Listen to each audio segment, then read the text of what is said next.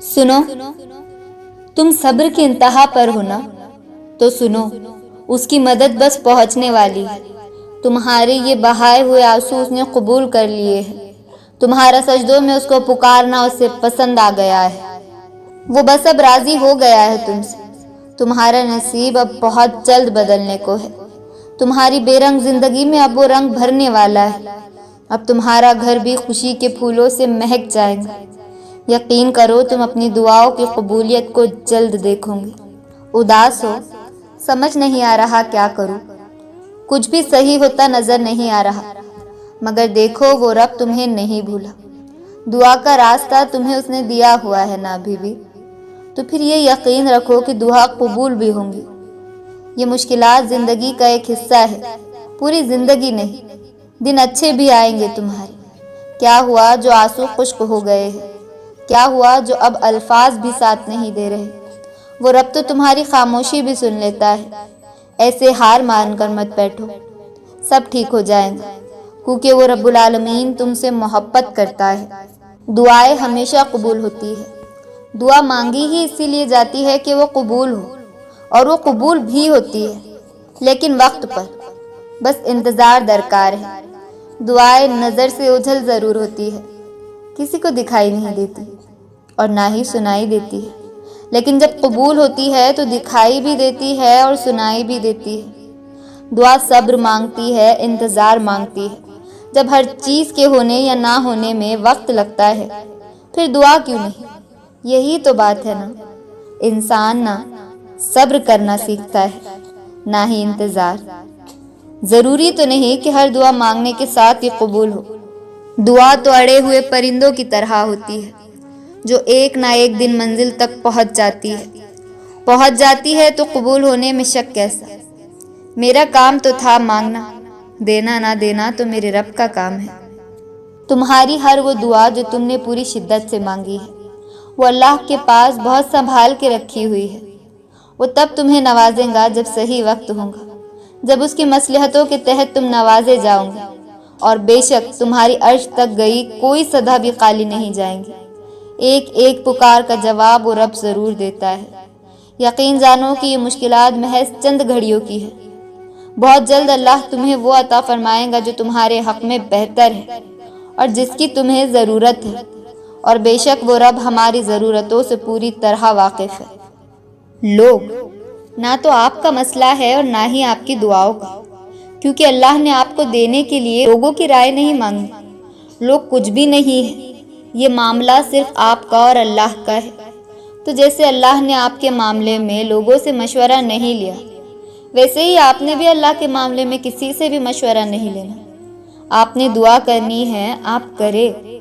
आपने एक ही दुआ बार बार करनी है, आप बार बार करें। आप अल्लाह से तब तक मांगे जब तक आपको सुकून नहीं मिल जाता, सबको भूल जाए, क्योंकि अजर तो अल्लाह ही ने आखिर में देना है ना। तो ये नहीं सोचना कि लोग जो मांगने से रोक रहे हैं, अगर वो ना मिला तो आपको शर्मिंदगी उठानी पड़ेगी। अल्लाह से मांगने वाले शर्मिंदा कभी नहीं होते, क्योंकि अल्लाह की तरफ से भेजी गई हार में भी जीत है। ना मांगकर पछताने से बेहतर है कि आप एक बार अपनी पूरी कोशिश करें। कब क्या हो जाए कोई नहीं जानता, मर्जी तो सारी अल्लाह की है, और अल्लाह जिसे चाहता है फतह देता है। हम जो सोचते हैं या जो भी हमारे ख्याल हमारे दिल में आता है, इसकी भी कोई ना कोई वजह ज़रूर होती है। वो ख्याल ऐसे ही नहीं आ जाता दिल में, अल्लाह की तरफ से ही होता है। अक्सर मेरे दिल में एक बात आती है कि क्या जो लोग किसी के लिए अच्छा नहीं सोचते, क्या वो भी अल्लाह की तरफ से होता है? इसका जवाब फिर खुद ही मिल गया कि वो ख्याल शैतान डालता है, वो हमें अल्लाह से दूर करने के लिए करता है। अल्लाह तो बस ये देखता है कि उसका बंदा या बंदी क्या शैतानी वसवसों में आएगा या नहीं। हम आ जाते हैं, हम कर बैठते हैं जो वो करवाना चाहता है, मगर अल्लाह तो अल्लाह है ना, कैसे भटकने देगा अपने बंदे को। फिर डालता है वो ख्याल, जिससे इंसान धीरे धीरे अल्लाह की तरफ पलटता है। ये वही ख्याल है जिसका जिक्र पहली सतर में किया है। हम अल्लाह की तरफ ऐसे ही लौट के नहीं आते, अल्लाह हमें अपनी तरफ लेकर जाता है। लेकिन उनको जो वाकई इसकी तरफ लौट के जाना चाहते हैं, वो है ना हमारा रब्बुल इज़्ज़त। سات آسمانوں پار تلے وہ بیٹھا تمہارا ہی تو منتظر ہے، اور تم ہو کہ یہاں مایوس بیٹھے ہو۔ وہ تو کب سے تمہیں دینا چاہ رہا ہے، ایک تم ہو کہ معجزوں پر یقین کھو بیٹھے ہو۔ اگر ذرا سی تاخیر ہو گئی تو کیا ہوا، وہ تو محبت سے دونوں جہاں لٹانے کو راضی ہے۔ دعاؤں میں اس سے اس کی رضا تو مانگو، وہ آزمائیں گا تمہارا صبر، پر تم ثابت قدم رہنا کہ اس کے بعد خوشیوں کا پورا جہاں منتظر ہے تمہیں۔ بعض تکالیف ایسی ہوتی ہے کہ ہمیں لگتا ہے جیسے اب ہم مر جائیں گے، جیسے اب کہیں سے کوئی مدد نہیں آئیں گی، اور پھر ہم بہت جلد مایوس ہو جاتے ہیں۔ مگر جانتے ہو کہ کوئی بھی غم مسلسل نہیں رہتا، وہ جل جلالہ بڑا رحیم ہے، تمہاری سوچ سے بھی زیادہ کریم ہے۔ اسے تو یہ بات بالکل بھی گوارا نہیں کہ تمہیں کوئی تکلیف پہنچے۔ اگر اللہ نے تمہیں ایسے الفاظ دیے ہیں جن کو پڑھ کر کسی کو سکون ملتا ہے، تو تم پر لازم ہے کہ تم لکھنا کبھی ترک نہ کرو۔ اگر تم ایسے لہجے اور انداز بیاں سے نوازے گئے ہو جو زخمی دلوں پر مرہم کا کام کر سکے، تو تم پر لازم ہے کہ تم اس کا استعمال جاری رکھو۔ قدرت جو بھی تم سے کام اپنے مخلوق کی خاطر لے رہی ہے، وہ چپ چاپ کرتے رہو۔ تم اگر کسی کے لیے باعث آسانی بنو گے تو تمہارے لیے بھی آسانیاں پیدا کر دی جائیں گی، اور ایک دن تم اپنے حصے کے معجزے حاصل کر لو گے۔ حدیث میں آتا ہے کہ انسان کو کوئی چیز ملنے والی ہوتی ہے کہ اس کے گناہ آڑے آ جاتے ہیں، اس لیے گناہوں سے بچ اور زیادہ سے زیادہ اچھے اعمال کریں۔ ہمارے نبی صلی اللہ علیہ وسلم نے فرمایا کہ کشادگی کا انتظار بہترین عبادت ہے، اس لیے اپنی کشادگی کا انتظار کیجیے۔ بے اولادی، اولاد کی معذوری یا بیماری یا اولاد کا ہو کر مر جانا، یہ سب کوئی قرض نہیں ہے، یہ تو انبیاء کی آزمائش تھی، یہ بڑے لوگوں کی آزمائش ہوتی ہے۔ آپ خوش قسمت ہیں، ہو سکتا ہے روز قیامت آپ کو کشادگی کے انتظار میں گزارے یہ ماہ و سال بہت قیمتی لگے، کیونکہ یہ وقت آپ کو وہ دے جائیں گا جو اور کوئی نہیں دے سکتا۔ مجھے لگتا ہے کہ کامیابی کی ایک صورت یہ بھی ہے کہ ہم کسی کی دعاؤں میں رہ جائیں، اور سب سے بدترین خسارہ یہ ہے کہ ہم اپنے رویوں اور عادات کی وجہ سے کسی کی دعاؤں سے نکل جائیں، منفی ہو جائیں۔ کوشش کرے کہ اپنے اچھے اخلاق رکھیں تاکہ آپ بنا کسی وجہ کے بھی دعاؤں میں یاد رہ جائیں۔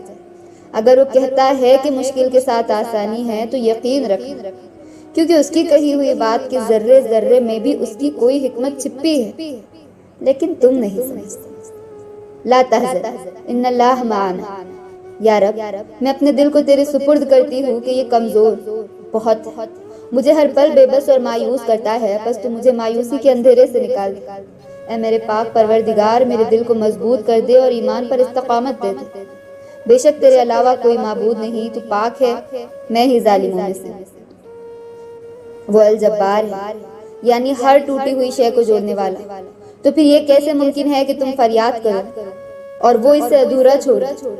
یہ کیسے ممکن ہے کہ تم اپنا بکھرا ہوا وجود لے کر اس کے پاس جاؤ اور وہ ان کرچیوں کو نہ سنے؟ وہ ایسے سنبھالیں گا کہ تمہیں پھر کبھی تھکاوٹ نہیں ہوگی، تم سے وہ یوں راضی ہو جائیں گا کہ پھر کبھی اداس نہ ہوگا۔ درود پاک وہ خوشبو ہے جسے پڑھنے والا مہک جاتا ہے۔ درود شریف ایسی عبادت ہے جس میں منہ سے بیک وقت اللہ کا نام بھی ادا ہوتا ہے اور رسول صلی اللہ علیہ وسلم کا نام بھی ادا ہوتا ہے۔ اللہ اور رسول دونوں جس عبادت میں جمع ہو جائے اس کا کیا کہنا، اللہ بھی راضی اور رسول، اور یہ واحد عبادت ہے جس میں اللہ اور اس کے فرشتے بھی شامل ہیں۔ ایمان والو، تمہیں یہ نسبت مبارک صلی اللہ علیہ وسلم۔